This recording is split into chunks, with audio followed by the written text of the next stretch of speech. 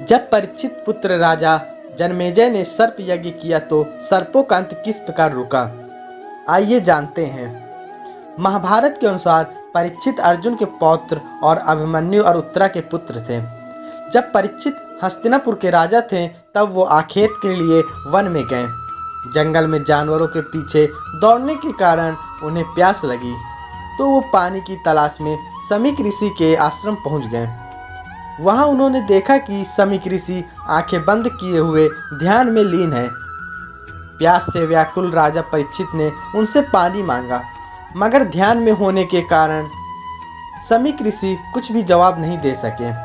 सिर पर स्वर्ण मुकुट पर निवास करते हुए कलयुग के प्रभाव से राजा परीक्षित को प्रतीत हुआ कि यह ऋषि ध्यानस्थ होने का ढोंग कर रहा है और मेरा अपमान कर रहा है।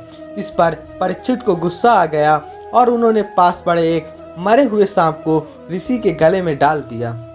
समीक ऋषि के पुत्र श्रृंगी जब आश्रम पहुंचे तो उन्होंने ध्यान में लीन अपने पिता के गले में लटक रहे मरे हुए सांप को देखा।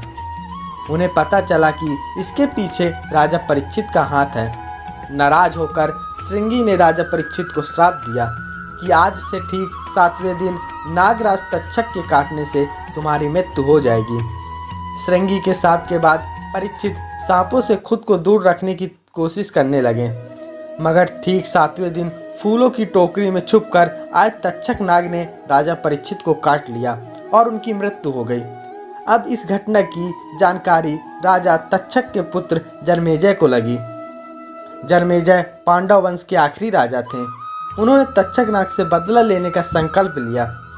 जन्मेजय ने सिर्फ मेघ यज्ञ का अनुष्ठान किया। इस यज्ञ के कुंड में पृथ्वी के सारे सांप एक बाद एक आकर गिरने लगे। एक विशिष्ट मंत्र द्वारा नाग स्वयं यज्ञ के पास पहुंच जाते थे। लाखों सांपों की आहुति दे दी गई। सर्प जाति का अस्तित्व खतरे में आ गया। इसे देखते हुए नागराज तक्षक सूर्यदेव के रथ से जाकर लिपट गए। इसकी वजह से सूर्यदेव का रथ हवन कुंड की तरफ बढ़ने लगा। अगर तक्षक नाग के साथ सूर्यदेव हवन कुंड में समा जाते तो सृष्टि की गति थम जाती। इसलिए देवताओं ने जन्मेजय से आग्रह किया कि वो यज्ञ को बंद कर दें, मगर वो अपने पिता की मौत का बदला लेने पर तुले हुए थे। आखिर में आस्तिक मुनि के हस्तक्षेप से जन्मेजय ने सांपों के महाविनाशक यज्ञ को रोका। तब जाकर तक्षक नाग की जान बच पाई थी। धन्यवाद।